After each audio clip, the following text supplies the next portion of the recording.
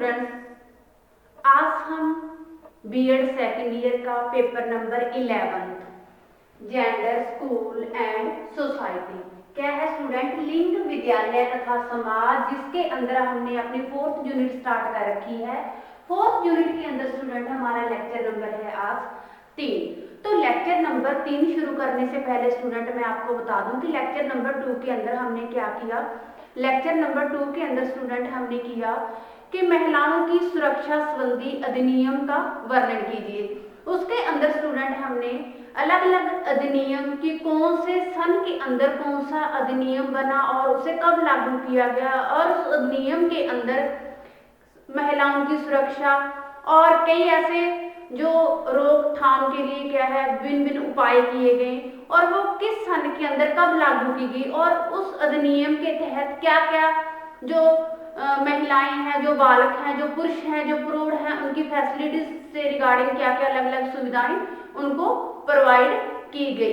तो lecture number 3 के अंदर स्टूडेंट आज हम करेंगे कि सतत विकास से आपका क्या अभिप्राय है, महिलाएं तथा सतत विकास पर टिप्पणी लिखिए।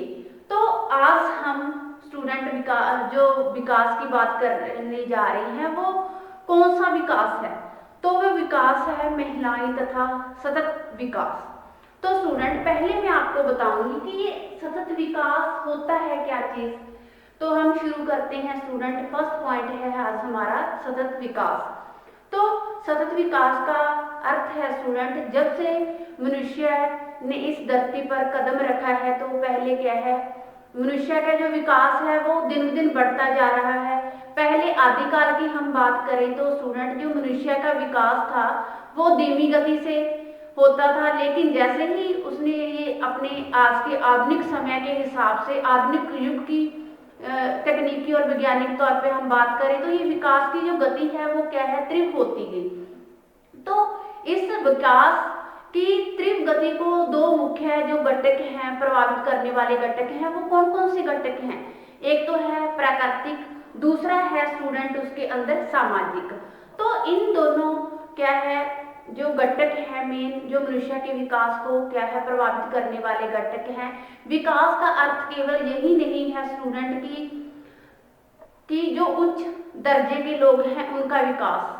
विकास के अंदर तो चाहे वो छोटे दर्जे निम्न दर्जे के लोग हैं, चाहे वो बड़े दर्जे के लोग हैं, उन सभी का विकास की बात की जाती है। लेकिन कई जो शब्दों में हम बोल भी देते हैं कि हम केवल क्या है उच्च दर्जे या उच्च वर्ग के अंदर जो भी पूंजीपतियों का विकास है उससे ही बातें की जाती हैं।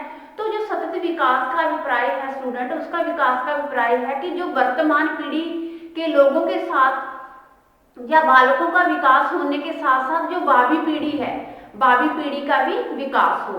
विकास यहाँ पर क्या है कि जो पुरुष और महिलाएं हैं उन दोनों को इक्वल रखकर जो संयुक्त राष्ट्र संघ ने 2030 तक यह आशा की है कि जो महिलाएं हैं, महिलाओं का पुरुषों के समान उसे दर्जा मिले, घरेलू गृहस्थी से निकलकर वो क्या है स्टूडेंट पुरुषों के समान बाहर कंधे से कंधा मिलाकर एजुकेशन प्राप्त करे और नौकरी के भी क्या है वो हर एंगल पर साधन प्रोवाइड करे। तो इसी से रिगार्डिंग क्या है स्टूडेंट एक परिभाषा दी है।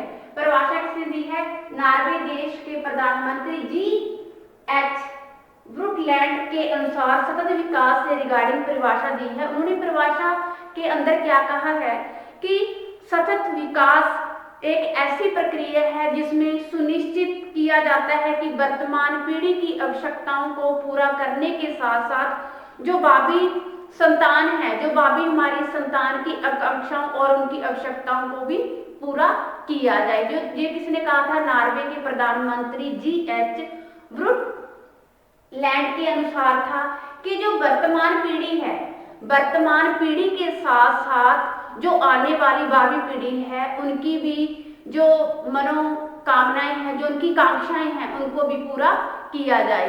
तो ये हमारी एक परिभाषा थी। अब हम बात करते हैं इसी के अंदर स्टूडेंट की जो आज का सतत विकास है।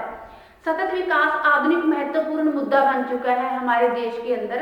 तो इस मुद्दे से संबंधित आज विश्व का कार्यान्वयन क्या है, अनेक जो कार्यक्रम है वो नियोजित किए जाते हैं, उनका आयोजन किया जाता है। तो इस कार्यक्रम के अंदर क्या है स्टूडेंट, एक अमूक परियोजना का सतत विकास के अनेक सिद्धांतों पर आधारित है। जो इसके जो सतत विकास है, आज हमारे देश के अंदर एक ऐसा मुद्दा बनता जा रहा है कि जो अमूक परियोजना है उनसे क्या है, अनेक उनके अंदर सिद्धांत जुड़े हुए हैं और सतत विकास से रिगार्डिंग क्या है स्टूडेंट, अनेक कार्यक्रम आयोजन किए जा रहे हैं। तो जो अमूक परियोजना है उनके अंदर किन कौन कौन से मुख्य सिद्धांत हैं, और उन सिद्धांतों के अंदर स्टूडेंट हम बात करें तो गहनता और गंभीरता से ध्यान देने की आवश्यक बातें हैं, वो कौन कौन सी आवश्यक बातें हैं स्टूडेंट हम बात करते हैं। जैसे क्या है स्टूडेंट, क्या इससे जैव विविधता को खतरा तो नहीं है। जो अमूक परियोजना है उसके अंदर कौन कौन सी प्रमुख बातें ध्यान देने योग्य हैं, तो क्या इससे जैव विविधता को खतरा तो नहीं है। मिट्टी का कटाव है, जो मिट्टी का कटाव है वो कम तो नहीं हो जाएगा।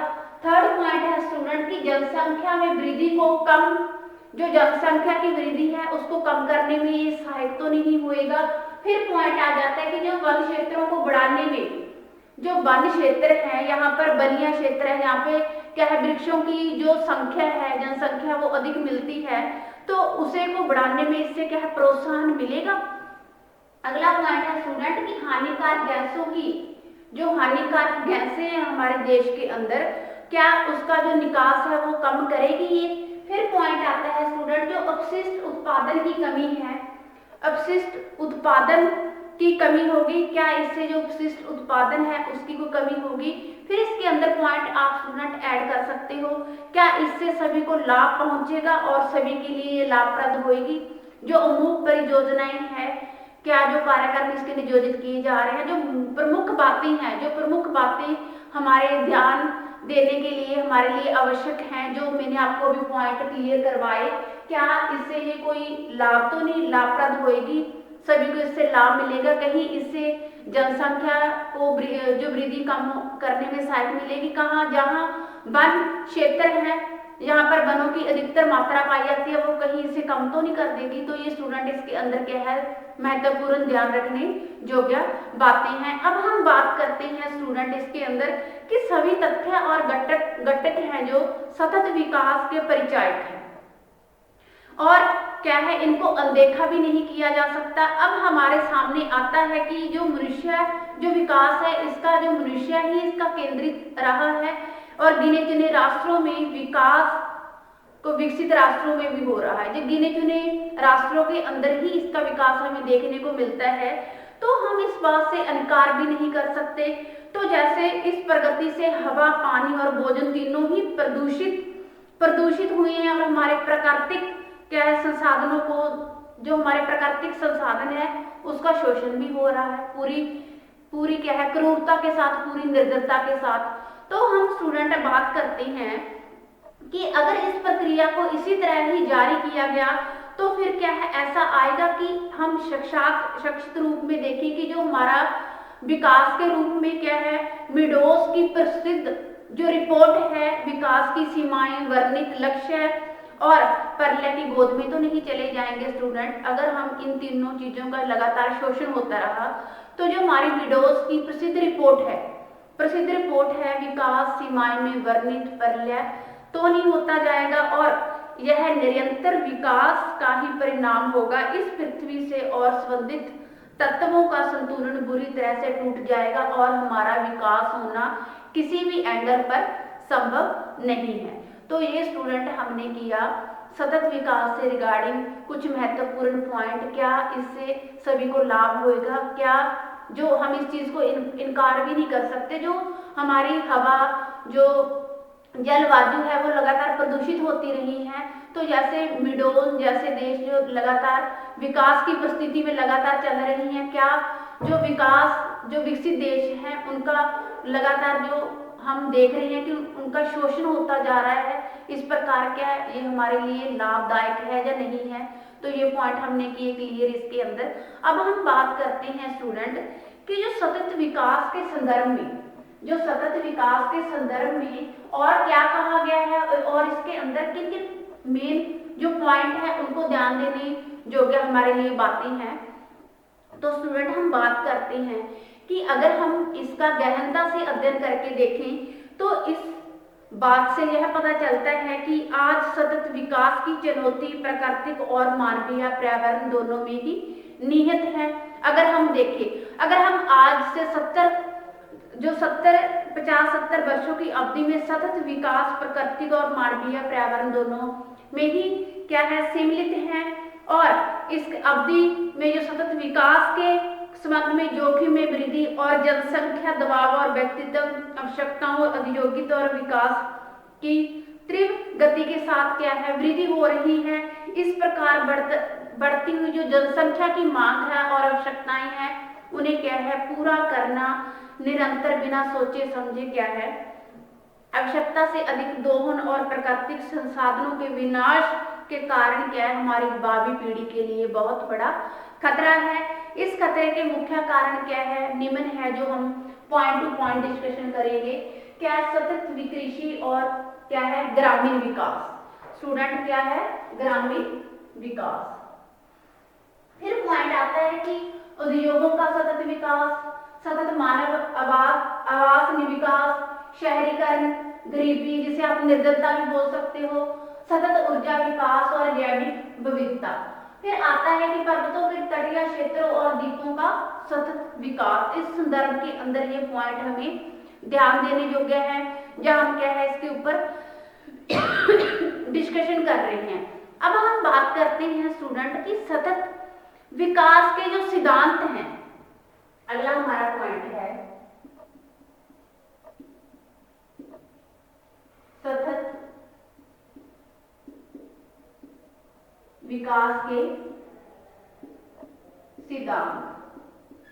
वो कौन से सिद्धांत हैं, वो कौन से सिद्धांत हैं स्टूडेंट, इसे भी मैं आपके सामने क्या है, पॉइंट टू पॉइंट ही रखूंगी।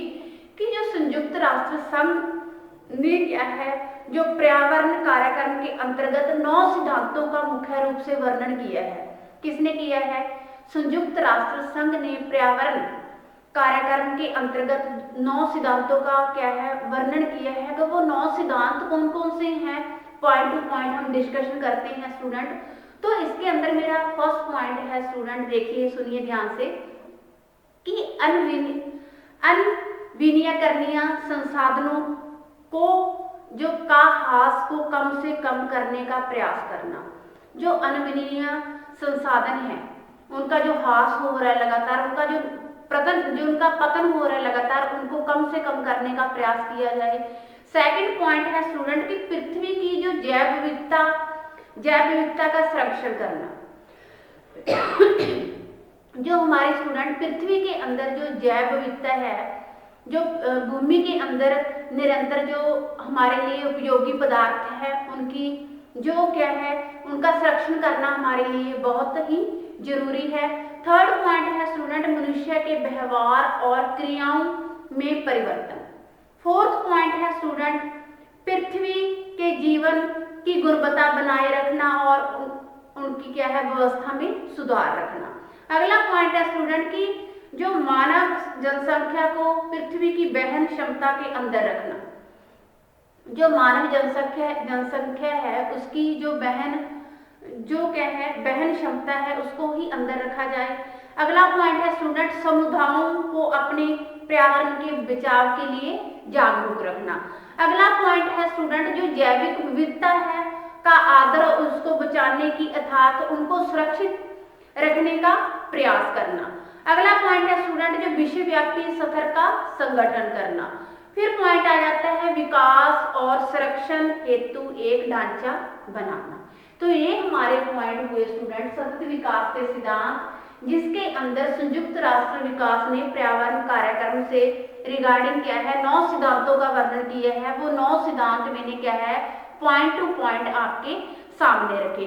अब स्टूडेंट इसके अंदर क्या है, जो सतत विकास के 2 मुख्य पक्ष हैं। अब बात आती है सतत विकास के मुख्य पक्ष। सतत विकास के जो मुख्य पक्ष हैं वो कौन कौन से हैं? 2 पक्ष हैं इसके अंदर। फर्स्ट है एक पक्ष है अंतर संतान क्षमता, दूसरा है अंत्य समान क्षमता। क्या है स्टूडेंट? एक है अंतर संतान क्षमता, जैसे फर्स्ट है अंतर संतान क्षमता, दूसरा है अंत्य स्टूडेंट, दूसरा है हमारा अंत संतान क्षमता, अंत्य संतान क्षमता। ये दोनों है स्टूडेंट जो सतत विकास के मुख्य पक्ष के अंदर आती हैं। तो इसके बारे में मैं आपको बताना चाहूंगी कि अंतर संतान क्षमता पहलुभावी पीढ़ियों को एक सदस्य स्वच्छ संप्रदाय पूर्ण पर्यावरण प्रदान करने के पक्ष में है। इसके अंतर्गत हम सभी को प्राकृतिक संसाधनों का अति क्या है दोहन रोकने, अपशिष्ट पदार्थों को विकास को कम करने और एक परिस्थिति का संतुलन बनाए रखने का प्रयास करना चाहिए। दूसरा है अंत्य संतान क्षमता। अंत्य संतान क्षमता के अंदर स्टूडेंट आता है कि इस पहलू के अनुसार ऐसे तकनीकी विकास करने चाहिए जिससे निर्धन देशों को आर्थिक हो और देशों के बीच मौजूदा आर्थिक खाई को कम किया जा सके, जो निर्धनता है उसको घटाया जा सके और जिन देशों के अंदर, दो देशों के अंदर मेन कोई भी खाई पनप रही है उसे कम किया जा सके। तो अब हम बात करते हैं स्टूडेंट जो सतत विकास हेतु कदम है कौन कौन से। हमारा पॉइंट है अगला सतत विकास हेतु कदम। अब हम बात करते हैं स्टूडेंट कि सतत विकास हेतु जो कदम उठाए गए हैं इसके अंदर क्या है स्टूडेंट 3R, जिसे हम बोल सकते हैं 3R विधि को अपनाया गया, अर्थात इसके अंदर 3R का प्रयोग किया गया है। जो सतत विकास हेतु कदम उठाए गए हैं वो कदम कौन कौन से उठाए गए हैं, 3R का प्रयोग करके इसके अंदर जो कदम मेन स्टेप्स उठाए गए हैं उसको भी मैं स्टूडेंट आपको 1 बाय 1 बताती हूँ। इसके अंदर फर्स्ट पॉइंट है स्टूडेंट कि प्राकृतिक संसाधनों का कम प्रयोग हो, प्राकृतिक संसाधनों का पुनः प्रयोग हो, प्राकृतिक संसाधनों का पुनः संसाधन करना। फिर पॉइंट आता है स्टूडेंट की जो शिक्षा प्रणाली है, प्रणाली को जनसंचार माध्यमों जैसे दूरदर्शन हो गया, रेडियो हो गया, अखबार हो गया आदि के प्रयोग लोगों को परम पर्यावरण से संबंधित शिक्षा और जागरूकता को बढ़ाया जा सके, ताकि उनको इस लिए जागरूक किया जा सके जो हमारा पर्यावरण है। जो 3R नीति का प्रयोग किया गया है, हमारे पर्यावरण को हम कैसे बचा कर सकते हैं और जो हमारी पृथ्वी है, जो हमारी भूमि है, उसके अंदर जो खाद्य पदार्थ, जो उसकी उपजाऊ शक्ति दिन दिन कम हो रही है, उसे मनुष्य कैसे उसका संरक्षण कर सकता है, कैसे उसे बचा सकता है। तो ये क्या है स्टूडेंट, इसके द्वारा हम इसे बचा सकते हैं। फिर क्या है, ऐसे तकनीकी साधनों का प्रयोग किया जाए जिससे क्या है हमारे देश के अंदर जो कूड़ा करकट है वो कम से कम पैदा हो। अगला पॉइंट आप ये भी ऐड कर सकते हो स्टूडेंट कि संसाधनों का जो प्रयोग है वो पर्यावरण को सहन क्षमता के अनुकूल हो, जो पर्यावरण है उसकी सहन क्षमता के वो अनुकूल हो। तो ये स्टूडेंट हमारा हुआ कि सतत विकास हेतु जो 3R का प्रयोग करके उसके लिए जो हमारे संसाधन है किस प्रकार उन संसाधनों का प्रयोग किया जाए, किस प्रकार उन संसाधन का प्रयोग किया जाए। तो इस प्रकार क्या है ये स्टूडेंट 3R का प्रयोग करके सतत विकास हेतु क्या है कदम उठाए गए हैं। अब हम बात करते हैं महिला तथा सतत विकास।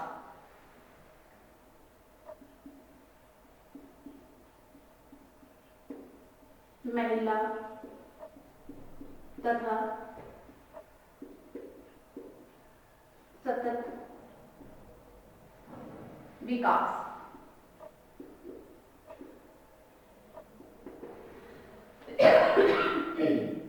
सॉरी स्टूडेंट, अब हम बात करते हैं महिला तथा सतत विकास, जिसके अंदर क्या है महिलाओं को समान अधिकार और समान अवसर पाने का हर एंगल से हक है।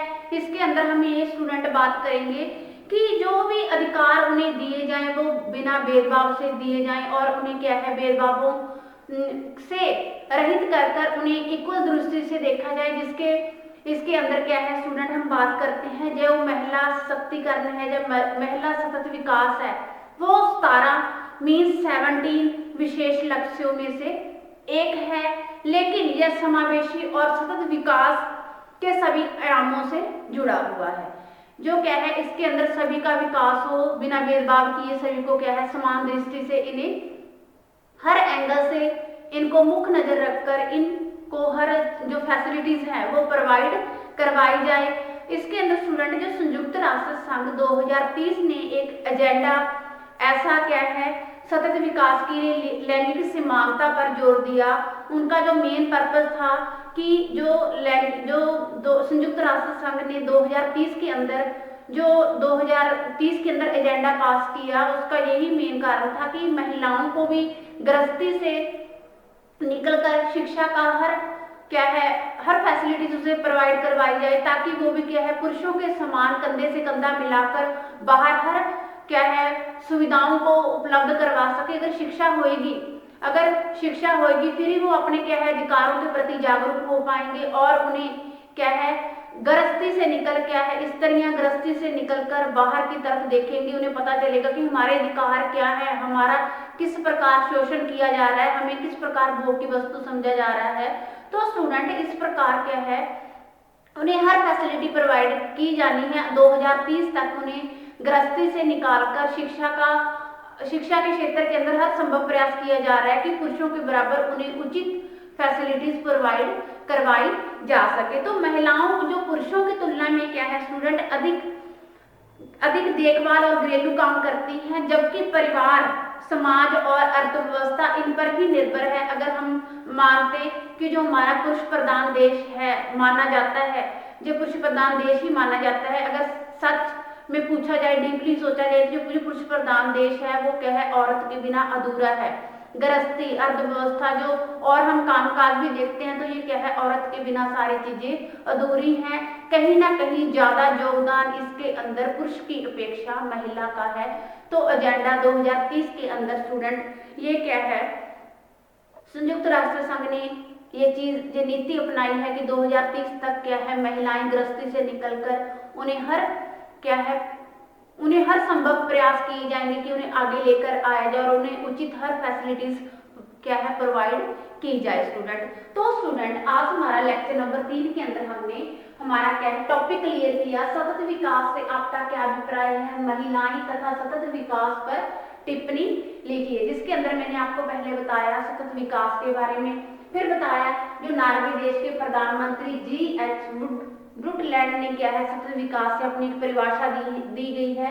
फिर बताया कि मुख्य तथ्यों पर ध्यान देने की आवश्यकताएं हैं, किसके तहत अमूक परियोजना का जो इससे रिगार्डिंग दिन कार्यक्रम आयोजित किए जा रहे हैं। तो फर्स्ट है इससे जैव विविधता को खतरा तो नहीं है, मिट्टी का कटाव तो कम नहीं होगा, जनसंख्या की वृद्धि को कम कर पाएगी, वन क्षेत्रों को बढ़ाने में ये सहायक होगी, हानिकारक गैसों को कम करेगी और अपशिष्ट उत्पादन की कमी, और इससे ये सभी के लिए लाभप्रद होएगी, सभी इसका फायदा उठा पाएंगे। फिर है सतत विकास वर्तमान संदर्भ में है क्या चीज, इसके अंदर हमने सतत विकास कृषि और ग्रामीण उद्योगों का सतत विकास। फिर हमने स्टूडेंट अगला पॉइंट हमारा क्लियर किया कि मानव आवास विकास है, सतत मानव विकास आवास, शहरीकरण, गरीबी, सतत ऊर्जा विकास, जैविक विविधता, पर्वतों के तटीय क्षेत्रों और द्वीपों का सतत विकास स्टूडेंट। फिर हमने पॉइंट क्लियर किया हमारा जो सिद्धांत हैं, इसके 9 सिद्धांत अपनाए गए हैं संयुक्त राष्ट्र संघ के द्वारा। वो 9 सिद्धांत मैंने आपको पॉइंट टू पॉइंट बताए। फिर बताया कि इसके जो दो मुख्य पक्ष हैं अंतर संतान क्षमता और अंत्य संतान क्षमता। इसके अंदर दो मुख्य पक्ष, दो पहलू अपनाए गए हैं, वो किन चीजों को लेकर अपनाए गए हैं। फिर आता है सतत विकास हेतु कदम, जो कौन कौन से कदम उठाए गए हैं 3R नीति को अपनाकर। फिर किया हमने महिला तथा सतत विकास की जो संयुक्त राष्ट्र संघ है उसने 2030 तक एजेंडा ऐसा पास किया है कि हमने जो महिला और पुरुषों के अंदर जो भेदभाव है उसको खत्म करना है, और जो महिला सतत विकास है वो 17 लक्ष्यों में से एक है। तो इस प्रकार स्टूडेंट हमने अपना पॉइंट किया है, अपना टॉपिक क्लियर किया। Thanks student, have a nice.